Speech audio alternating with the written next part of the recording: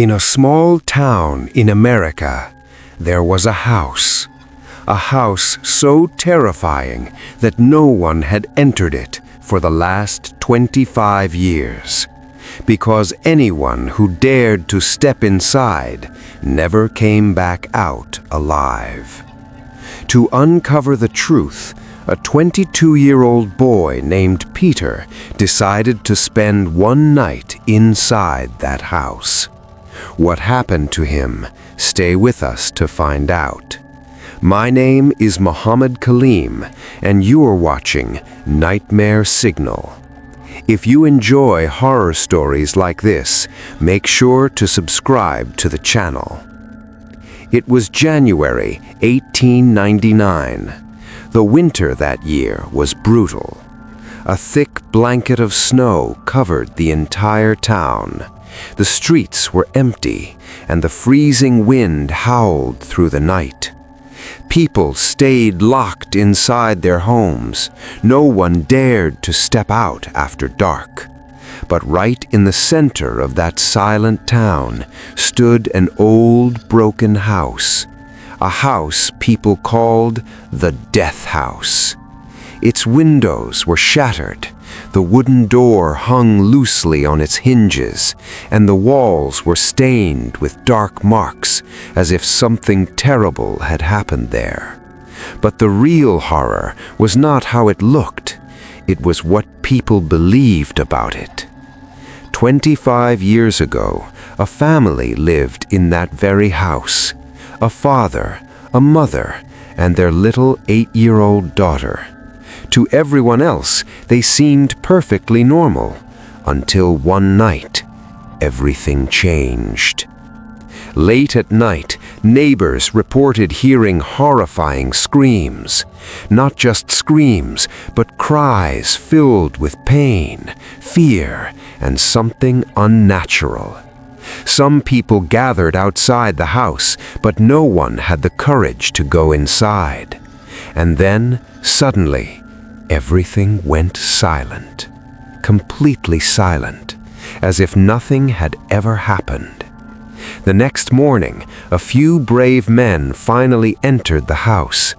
The front door creaked open slowly, and what they saw inside made their blood run cold. The house was completely empty, no bodies, no signs of struggle, but the walls were covered in blood, dark, dried blood.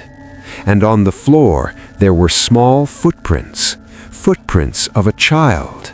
They led across the room, step by step, until they reached the wall, and then they just disappeared, as if something had pulled the child inside the wall itself. After that day, the house was abandoned forever. People stopped going near it.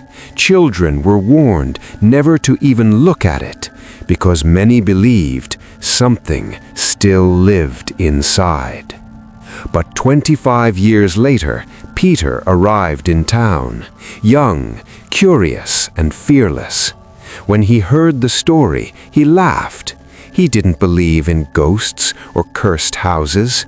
To him, it was just another old myth. So he made a decision, a dangerous decision. "I'm going to spend the night in that house," he told his friends. They tried to stop him, warned him, but Peter didn't listen. He wanted to prove that there was nothing inside. That night, around 11 p.m., the cold wind howled through the empty streets. The entire town was asleep, except Peter. He stood right in front of the death house, holding a flashlight in his trembling hand. For a moment, he hesitated. The house felt wrong, too quiet, too still. But then he took a deep breath and pushed the door open. Creak! The sound echoed through the darkness. Peter stepped inside, and the moment he did, slam! The door behind him shut violently. Peter froze. His heart started racing. He turned around and tried to open the door, but it wouldn't move. It was locked from the inside. Then suddenly he heard something, a faint whisper right behind him. "You shouldn't have come."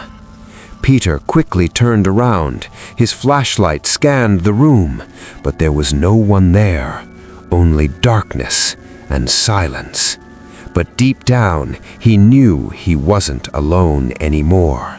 And just then, from the upper floor, he heard it. Footsteps, slow, heavy, deliberate. Thump, thump, thump.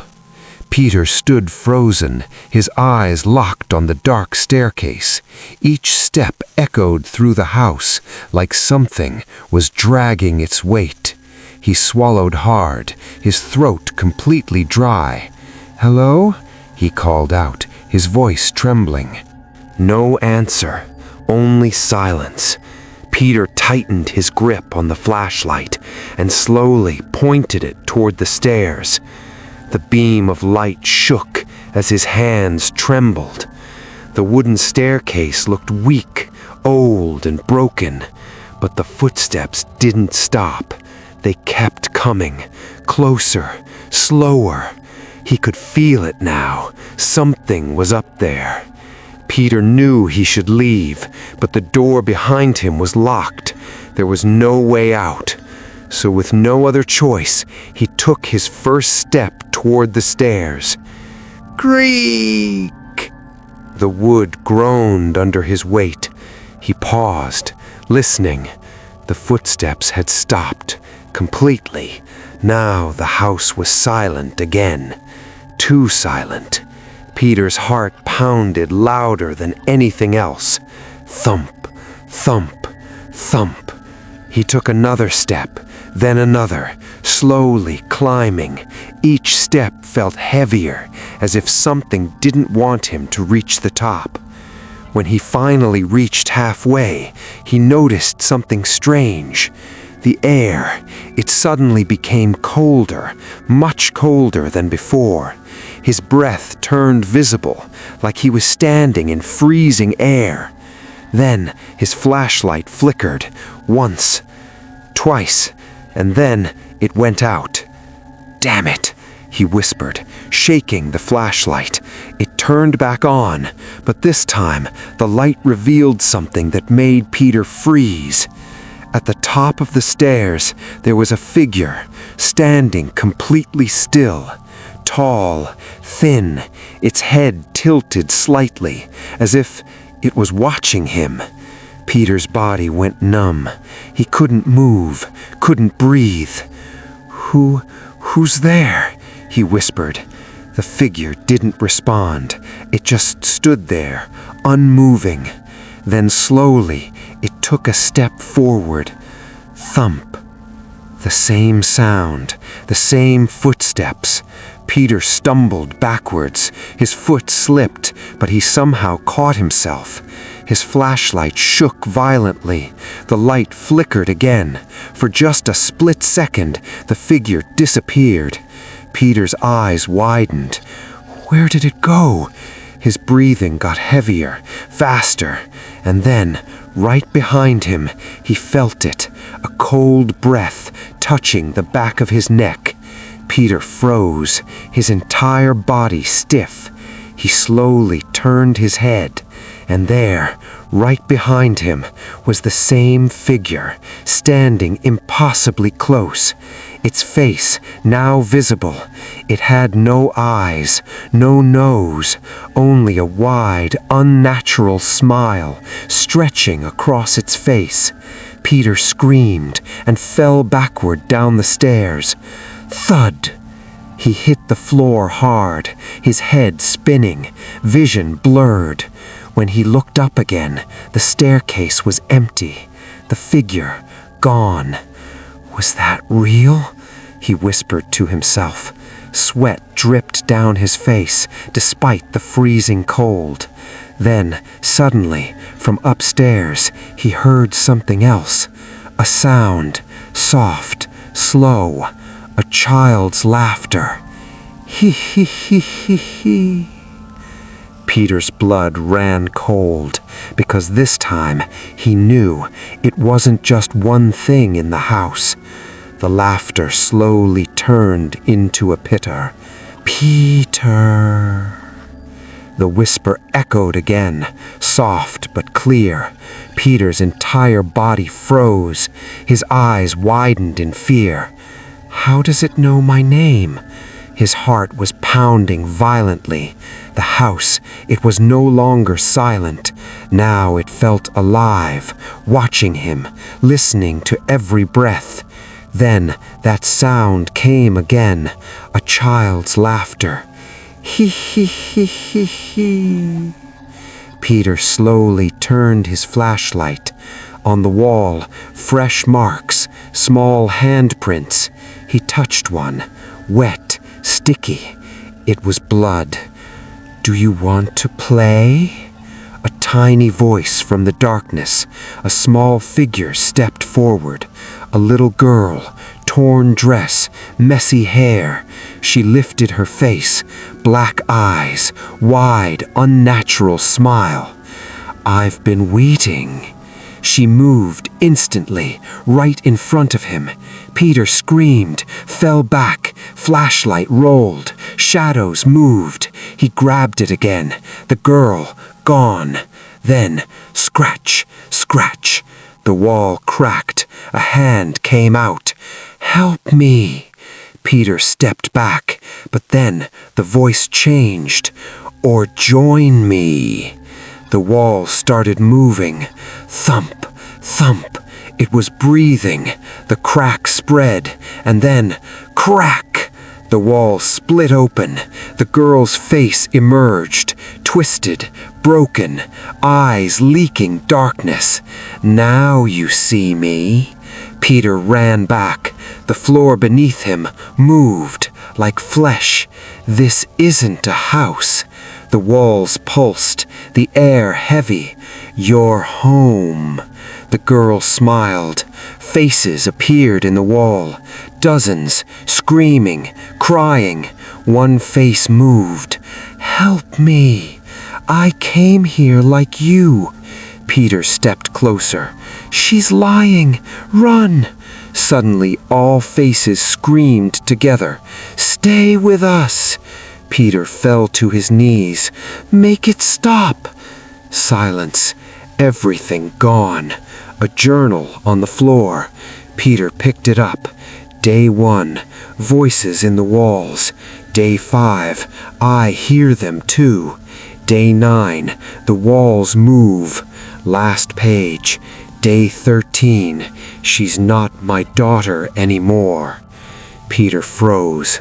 Behind him, the girl stood. You shouldn't read that, Peter whispered. What is this place? She replied softly.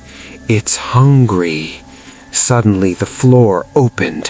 Hands reached out, dozens, trying to grab him, and this time they weren't going to let him go. The hands, cold, rotten, burst out from the darkness beneath the floor. Peter jumped back instantly, barely escaping their grip. But those hands, they kept reaching, stretching unnaturally. No! Peter shouted, kicking them away.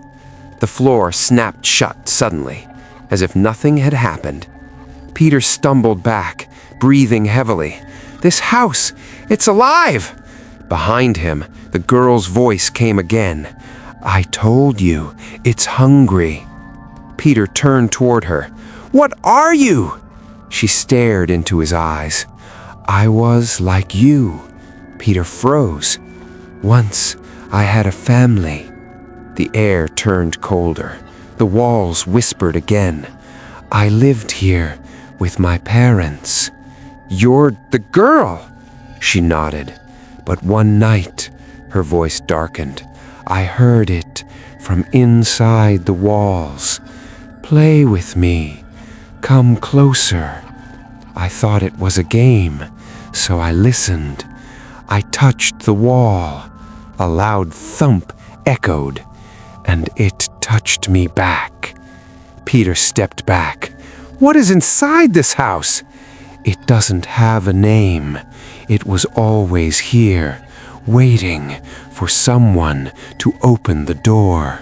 It feeds on them. Those faces, they are not alive, not dead either. They are part of it. Suddenly, the house shook violently. A deep growl echoed. Something massive moved inside the walls. It's waking up. Peter panicked. What do we do? There's only one way. You have to take someone else's place. Peter froze. No, I'm not staying here. He ran toward the door, but the door melted again. Windows gone, walls shifting, no escape. The girl's laughter echoed. You can't leave. Peter searched desperately. Then he remembered the basement. He rushed to it, opened it, darkness below. He jumped. The fall was hard, but he stood up quickly. The basement, colder, darker, shadows gathered. Peter, join us. Figures moved toward him, the trapped souls. Peter ran, looking for anything, a broken beam. He tried to block the path, but suddenly a cold hand touched his shoulder. He turned. The girl was there, floating. You can't escape unless you leave someone else behind. Peter's mind raced, but then the journal glowed. Words appeared. Only a pure heart can stop it. Peter took a deep breath. No, I won't sacrifice anyone. He drew the symbol on the ground. The air vibrated. The shadows screamed. The girl stepped back. You think you can stop me? Peter shouted. Leave them alone! Light burst out, blinding, powerful. The shadows twisted. The girl screamed, her body twisting violently. Stop! Peter didn't stop. He kept focusing. The light grew stronger. Then a massive flash. Everything went white. Silence. When Peter opened his eyes, the house was still. No shadows, no girl, no screams. Everything looked normal. For the first time, the house felt empty.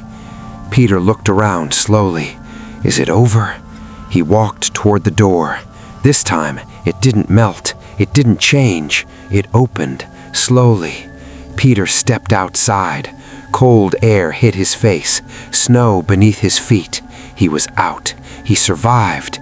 But something felt wrong. He looked back at the house. It stood there, silent, broken, but deep inside, something moved. The journal in his hand shook slightly. He opened the last page. Beware.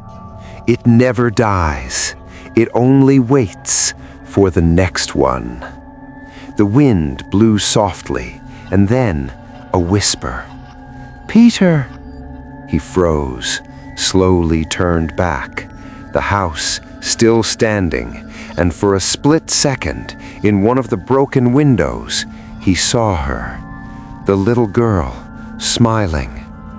Peter walked away from the house, snow crunching under his feet, cold wind hitting his face.